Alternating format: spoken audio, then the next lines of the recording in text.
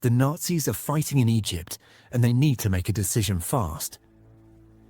Nearly 2 out of every 3 tons of supply the Germans and Italians sent across the Mediterranean never arrived. On the 1st of July, 1942, German Field Marshal Erwin Rommel stands in the open hatch of a command vehicle and looks east, toward the horizon that hides the Nile, the pyramids, the Suez Canal. He is Alamein. His fuel, his ammunition, his tanks, his men, all of it comes from Italy, loaded onto ships in the ports of Naples and Taranto, and sent south across the Mediterranean to Libya, and then trucked 1,000 miles east along the coast to the front. And sitting almost exactly in the middle of all this is Malta, a British fortress island. From the British fly their bombers and sail their submarines and fast surface ships. And from Malta, month after month, they hunt Rommel's supply convoys and send them to the bottom of the sea. Egypt seems like a strategic choke point of the war because the Suez Canal. It is the main channel for supplies from the Europe to the Indian and Pacific Oceans, where battleships fighting in the eastern theatre of the war were stationed and patrolling. Both sides of the Second World War want to control this side of the Mediterranean, and at this point, everything shows the Germans are getting it. But it is becoming a disaster for Rommel, even though he's been winning in North Africa, because in August of 1941, roughly 35% of everything shipped to Rommel was sunk before it reached Africa. But by October, that figure had climbed to 63%. Mussolini's son-in-law and foreign minister, on the 9th of November 1941, wrote in his diary that since September, they had all but given up trying to run convoys to the Germans in Libya at all, because every attempt was paid for at such a terrible price. But that night they tried once more. A convoy of 7 merchant ships set out, and to protect them, the Italian Navy sent 2 10,000-ton cruisers and 10 destroyers. And it made no difference at all. All the ships were sunk. That was the state of affairs until the Germans finally decided they had to fix it. At the end of 1941, the German High Command pulled U-boats out of the Battle of the Atlantic and sent them into the Mediterranean, and they handed Field Marshal Albert Kesselring fresh squadrons of aircraft for the airfields of Sicily, a few minutes' flight from Malta. And they turned the full weight of German air power onto the island. In a matter of hours, the British fleet in the eastern Mediterranean was gutted. They lost 3 battleships, an aircraft carrier, 2 cruisers, destroyers and submarines. And Malta itself was bombed day and night for weeks. For a few months at the start of 1942, Malta was very nearly beaten. The island starved. Its people sheltered in caves and tunnels under the most concentrated bombing any place on earth had yet endured. And with Malta pinned down, the supplies finally got through. In January of 1942, not a single ton of Axis shipping was lost on the run to Africa. What followed was that Rommel, the Desert Fox, at the absolute height of his powers drove east, outfought a larger British army, and in June he stormed the great fortress of Tobruk and took 33,000 prisoners in a single day. Hitler was so delighted that the day after Tobruk fell he made Rommel a field marshal, the youngest in the German army.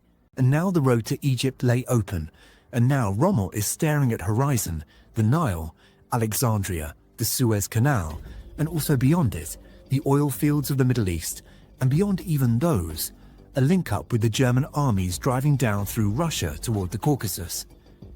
In the summer of 1942, for a few weeks, it looked genuinely possible that the 2 great arms of the Axis might close like pincers on the whole of the Middle East.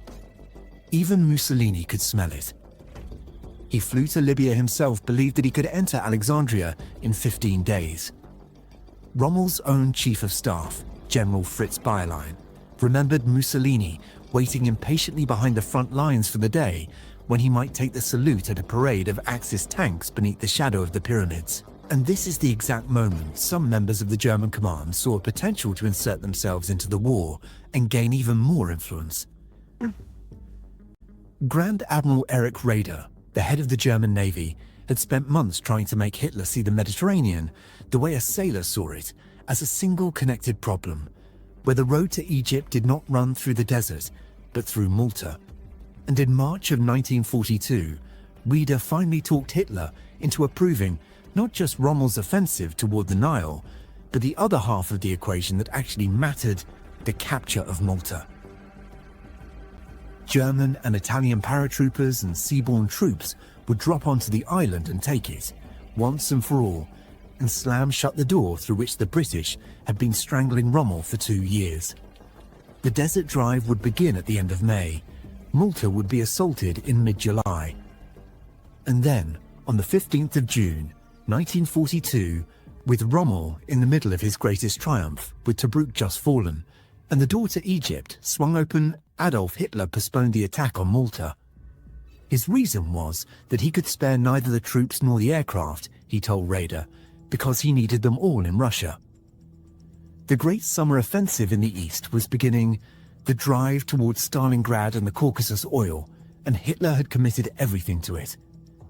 A few weeks later, he postponed the attack on Malta, Operation Herkules, again.